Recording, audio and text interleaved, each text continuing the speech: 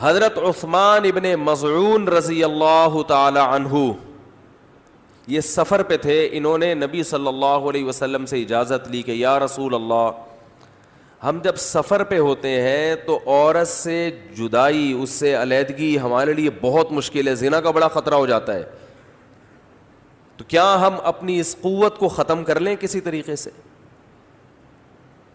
تو آپ صلی اللہ علیہ وسلم نے انہیں منع فرمایا, لیکن ان سے پھر بھی زنا نہیں ہوا. مجھے ایک بات بتاؤ, آج بہت سے لوگ یہ کہتے ہیں کہ زنا سے کم درجے کے بھی کچھ گناہ ہیں جن کے ذریعے انسان اپنی خواہش کو پورا کر لیتا ہے, اور اس سے ہم زنا سے بچ جاتے ہیں.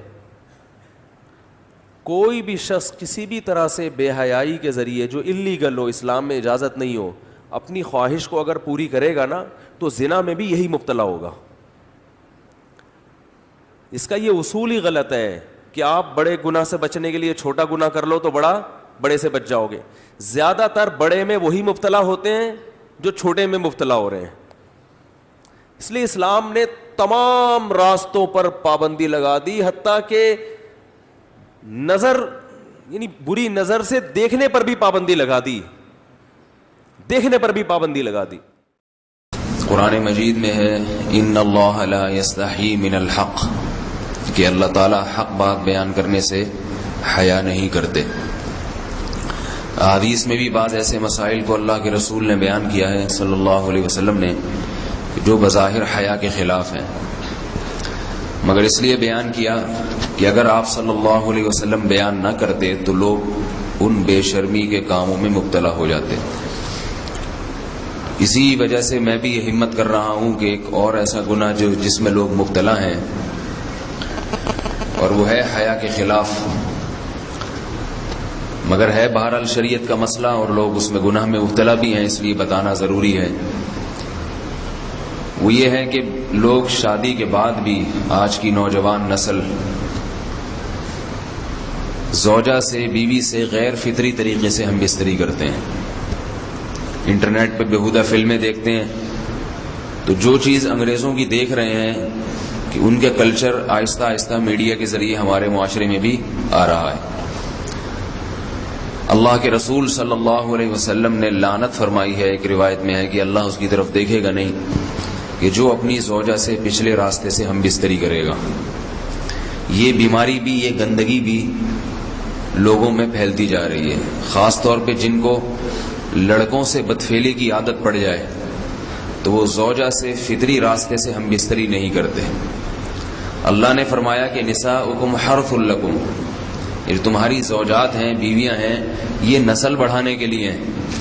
تو اسی راستے میں انسان اپنی خواہش کو پوری کر سکتا ہے جس راستے سے نسل بڑھتی ہے. اس کے علاوہ کسی اور راستے سے اپنی خواہش کو پورا کرنا یہ حرام ہے, گناہ کبیرہ ہے, گندگی ہے.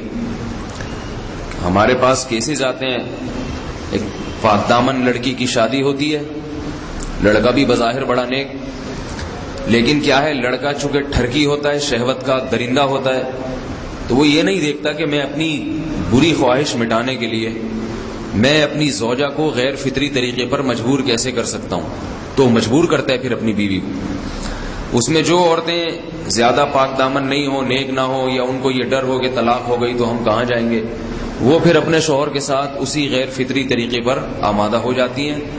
اور اس کا عذاب اور اس کا وبال یہ ہوتا ہے کہ کچھ دنوں میں ان کو بھی اسی کی لت پڑ جاتی ہے.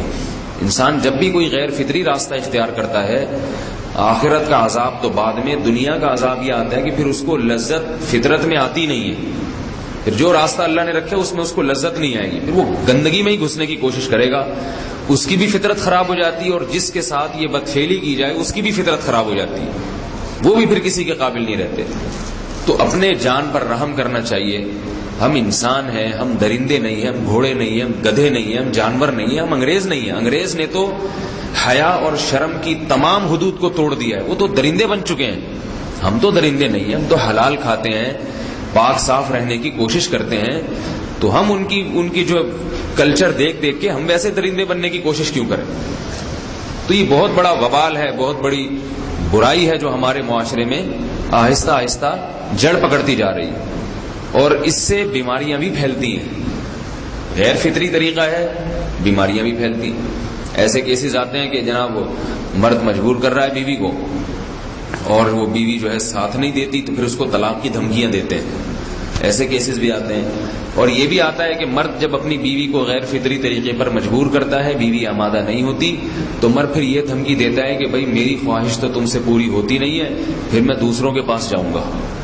تو یاد رکھیں, جس عورت کا شوہر یہ دھمکی دے اس کو کہ میں زنا کروں گا اگر تم نے میری خواہش پوری نہیں کی غیر فطری طریقے سے, تو عورت اپنے شوہر سے کہہ دے کہ جاؤ تم کہیں اور جا کے منہ کالا کرو, تمہاری فطرت میں گندگی ہے تو یہ مجھے گندا بنانے کی کوشش نہ کرو. اس کو زنا کرنے دیں, وہ اللہ آخرت میں اس سے بھگتے گا. ہر بیماری کا اللہ نے علاج رکھا ہے. اللہ کے رسول صلی اللہ علیہ وسلم نے فرمایا, صحیح بخاری کی حدیث, ما انزل اللہ من داء الا انزل له دواء, کوئی بیماری ایسی نہیں ہے جو اللہ نے نازل کی ہو اور اس کے لیے دوا نہ رکھی ہو دنیا میں. تو اگر کسی کو ایسی لت پڑ گئی ہے غیر فطری کام کی تو اس کو چاہیے کہ وہ اپنا علاج کرائے, ڈاکٹر سے بھی رابطہ کرے. اور سب سے بڑا علاج یہ کہ کچھ وقت صبر کرے گا, چھوڑ دے گا کچھ عرصے کے لیے, تو خود بخود آہستہ آہستہ صحیح ہو جائے گا. ایک آدمی شراب کا عادی ہے, ایک علاج تو یہ کہ ڈاکٹروں سے رابطہ کرے, اور بہترین علاج کے چھوڑ دے. کتنے دن تڑپے گا, 1 دن 2 دن 3 دن 4 دن 1 ہفتہ 2 ہفتہ, بہت زیادہ سال ہو جائے گا نا, اس کے بعد خود بخود ٹھیک ہو جائے گا. سگریٹ کا عادی ہے, چھوڑ دے گا تو کتنے لوگ ہم نے دیکھے ہیں دن میں 20 سگریٹ پیتے تھے, چھوڑنے پر آئے تو بالکل ایک دم چھوڑ دی انہوں نے, آہستہ آہستہ کر کے چھوڑ دی, لیکن تکلیف ہوئی مگر عادی ہو گئے. تو اب کسی کو یہ لت پڑ گئی ہے غلط کام کی, برائی کی, تو اس کا بہترین علاج یہ ہے کہ وہ اپنے آپ کو بدلنے کی کوشش کرے, ماحول بدلے, اور کچھ وقت صبر کرے گا تو اللہ اس سے یہ عادت چھڑا دے.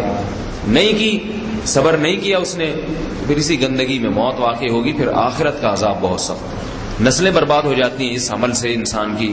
تو بات حیا کے خلاف ہے, مگر یہ کہ ایک بزرگ تھے وہ بات فرما رہے تھے, تو کسی نے پوچھا کہ حضرت آپ حیا کے خلاف بات کرتے ہیں, تو انہوں نے فرمایا تم بے حیائی کے کام نہیں چھوڑتے, ہم اس چھڑوانے کے لیے بات کریں تو ہم برے ہیں, اور تم کام کرو تو بھی برے نہیں.